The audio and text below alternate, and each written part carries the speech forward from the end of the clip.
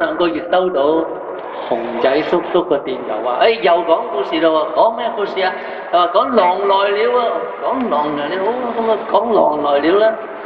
咁大家都知啦，我係故事人嚟嘅，故事人同其他人嘅分別咧就係沉迷故事。咁我就走入故事裏邊去揾啦。狼來了，狼來了，你個故事係點㗎？大家要聽就出嚟咯。我入咗去就識咗個朋友，呢個朋友好可憐，佢成日俾人笑。我上兩年周圍去啲學校度咧，就講佢嘅故事，狼來了嘅故事。狼來了個故事裏邊咧，你知唔知嗰個狼來了嘅故事咧？個故事教訓我係啲乜嘢㗎？個個聽過呢個狼來了嘅故事嘅人，只要係現代人都知呢個故事教訓我係啲乜嘢㗎喎？教訓我係咩啊？唔好講大話，唔係嘛？你係邊個世紀嘅人嚟㗎？呢個世紀嘅人睇完呢個故事唔會覺得佢係唔好講大話喎。呢個故事講得清清楚，明明白白，就係教我哋同一個大話唔可以講3次啊嘛。冇理由你 get 唔到㗎，好清楚㗎個信息。咁裏邊咧就有個角色大家唔識嘅，佢叫做聰明。聰明有一日走去揾嗰個可憐嘅主角，佢同嗰個主角講：你叫乜嘢名啊？你哋有冇人知康陽仔叫咩名啊？康陽仔叫咩名啊？咪康陽仔咯。聰明就同康陽仔講：你話你幾可憐啊？你知唔知你係呢個故事嘅主角？身為主角名都冇啊！你陰公，你知唔知你幾失敗啊？你咁嗰個無辜嘅康陽仔就一面無奈咁：係啊，係咁我都冇辦法㗎喎，咁點啊？嗱，只要你聽我講，我幫你改個名，你從此之後你就係一個有名有姓嘅人啦。最後其實聰明咧都講大話嘅，佢係俾咗個名佢，冇俾到個姓佢。我係聰明，你肯聽我講，你就叫做小明。佢就接受咗，所以自從嗰次之後咧，所有嗰啲教訓我哋人生道理嘅故事咧，個主角都叫做小明。小明咧就硬係有啲唔好嘢，都唔知係壞習慣啦，定係啲乜嘢品格問題。咁啊，經過咗一個教訓之後咧，佢以後就唔敢㗎啦。呢啲全部故事叫做小明的故事。小明犀利啊，係咪啊？本來係一個康陽仔，搖身一變變咗一個明星。唔係淨係康陽仔狼來了呢個故事裏邊佢做主角喎，所有嗰啲故事全部佢做晒主角。巴閉啊！你去書局睇啊，呢啲故事好大沓㗎，呢一系列嘅，一嚟就一系列㗎啦。有關品格嘅故事，唔好講大話啊，要乾淨啊，整齊啊。我睇過最犀利嗰個故事真係犀利，嚟自教育界一位好出名嘅教育家，香港嘅教育家，佢出咗一本故事，裏邊有個小明，不過個主角唔係叫小明，係一隻鴨仔嚟。嗰隻鴨仔咧叫做慢吞吞嘅鴨，個故事係咁講㗎。佢話咧，嗰隻鴨仔咧成日都慢吞吞。行又慢吞吞，食嘢又慢吞吞，連瞓覺都慢吞吞。嗰隻鴨仔一路都唔覺得自己有咩問題。當其他人同佢講：喂，快啲啦！當老師同佢講：快啲啦！當媽媽同佢講：快啲啦！佢都係嗰句：咁快做乜嘢啫？佢又繼續慢吞吞。不過佢慢唔得幾耐嘅啫，佢已經成為咗小明的故事嘅主角啦嘛。有一次，媽媽就帶住佢同埋成班鴨仔去森林度玩，喺溪度游水玩，好開心。於是佢嘅老毛病又嚟咯喎，佢繼續慢吞吞咁玩，玩下玩下，玩到其他兄弟姊妹繼續去咗唔知邊度，佢先上岸。媽媽、哥哥，一個都冇。媽媽、哥哥，冇聲音，佢好驚好驚。當然大家唔使怕，因為咧小明的故事咧嘅對象咧係細路仔嚟㗎，所以嗰啲兒童不宜嘅情節就唔會出現。所以雖然佢係好驚好驚，但係驚咗一輪之後咧，結果咧動用晒成村人，浩浩蕩蕩成村人周圍去揾，終於揾翻慢吞吞嘅鴨仔。當然啦，正如所有小明的故事嘅結局都係一樣，從此之後呢隻鴨仔就再唔敢慢吞吞啦。真係有呢個故事㗎喎。你話呢個世界悲唔悲哀啊？一個教育家出嘅，佢一路教係點樣教細路仔就好啦，點教細路仔好啦。而喺佢嘅系列裏邊有本故事，叫我哋以後唔好再慢吞吞啦。講多咗，講翻小明。小明咧，佢聽咗聰明講，同一個大話唔好講3次。你知啦，好悶噶嘛。話就話看羊仔啫，其實啲羊根本就唔使去看。每日只要你放咗佢，唔好韞住佢，佢就識得走上山。然後食草啊食草，飲水啊飲水，太陽落山前就翻去屋企，就係咁樣，邊有嘢做嘅啫？所以看羊仔真係好悶。所以本來個故事就係咁嘅，看羊仔悶起上嚟，做咩好咧？咁話啦，大家都好熟噶啦嚇，有狼嚟啊！有狼嚟啊！喂，有狼啊！咁好多村民上晒嚟啊嘛，係咪？然後啲村民上晒嚟，發覺咦喺邊度啊？豺狼喺邊度啊？影都冇嘅，問下啲羊啦。喂，羊咩咩？豺狼喺邊啊？喺邊度嚟㗎？啲羊咩咩喺度啊？咩咩，激到啲人沙咁跳走咗啦。第二次，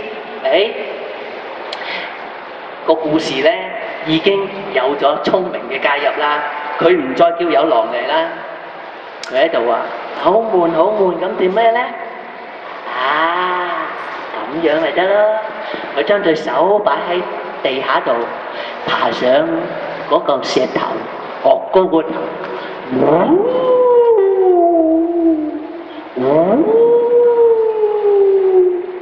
跟住嗰啲村民就衝擔晒啲嘢走到上嚟，豺狼喺邊度？豺狼喺邊？冇豺狼喎，啲羊咩咩仍然都係咩咩，啲人又走咗啦。第3次係點？就由你哋自己決定啦。呢個故事你知唔知邊個講出嚟？豺狼講嘅。其實真實嘅故事，狼來了的真實故事係咁嘅。看羊仔好聰明，好盡責。看羊仔你知啦，佢冇嘢做噶嘛，帶住啲羊上上落落。但係你唔好睇佢冇嘢做，佢知有個好重要嘅責任。看羊仔唯一最重要嘅責任就係唔好俾佢啲羊咩咩俾豺狼食咗捉咗。所以雖然佢悶，佢都緊守崗位。不過喺佢個崗位度真係冇嘢做嘅，咁悶起上嚟做乜咧？你唔好傻啦，叫有狼嚟嘅，有乜嘢咁好玩啫？佢悶，佢可以織草蜢，佢可以折飛機，佢可以跳飛機，佢可以放紙鷂，不知幾多嘢做。佢每日就悠哉悠哉咁樣一路看羊，就一路創作佢新穎嘅遊戲。呢一日，佢覺得有啲唔妥，佢講唔到咩唔妥，但係一個有經驗同負責任嘅看羊仔一定有嘅直覺，佢有直覺，豺狼就喺附近，就越嚟越近。佢嗰陣時經驗唔夠，初出茅廬，後生仔唔知點算，驚起上嚟，佢就話：有狼啊！有狼啊！有狼嚟啊！於是嗰啲哥哥姐姐、叔叔嬸嬸就衝咗上嚟，不過狼影都冇一隻，佢哋就走咗。喺啲村民啱啱離開嘅時候，看羊仔就隱隱約約喺好遠嗰度聽到有豺狼偷笑嘅聲音。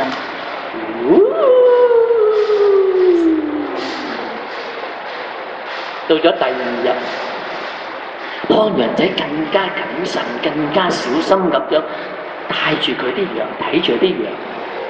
佢仲攞多咗啲一碌竹，有乜喐揸住碌竹，起碼講下嚇佢啊！冇幾耐，佢嘅直覺又話俾佢聽，豺狼嚟啦，仲越嚟越近啦。唔止嚟啊，佢仲聽到，唔係一隻，呢邊又有冇啊？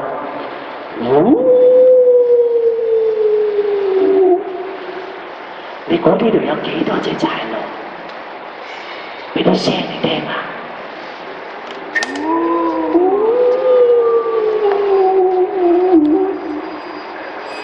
好驚嘅看羊仔，攞住支竹。呢個時候，救兵到啦，成班村民浩浩蕩蕩衝路上嚟。呢個時候，看羊仔已經攰到攤咗喺度。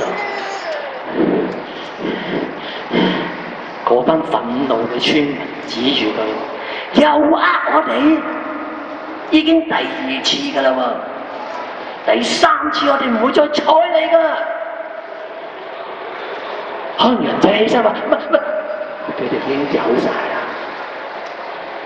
呢個時候，佢又聽到嗰個好熟悉嘅笑聲。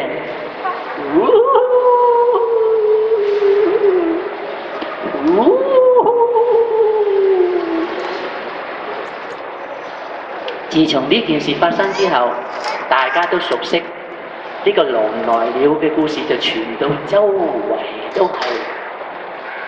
喂，唔好聽看羊仔講啊！佢啊就係個看羊仔啦，講大話、貪玩啊！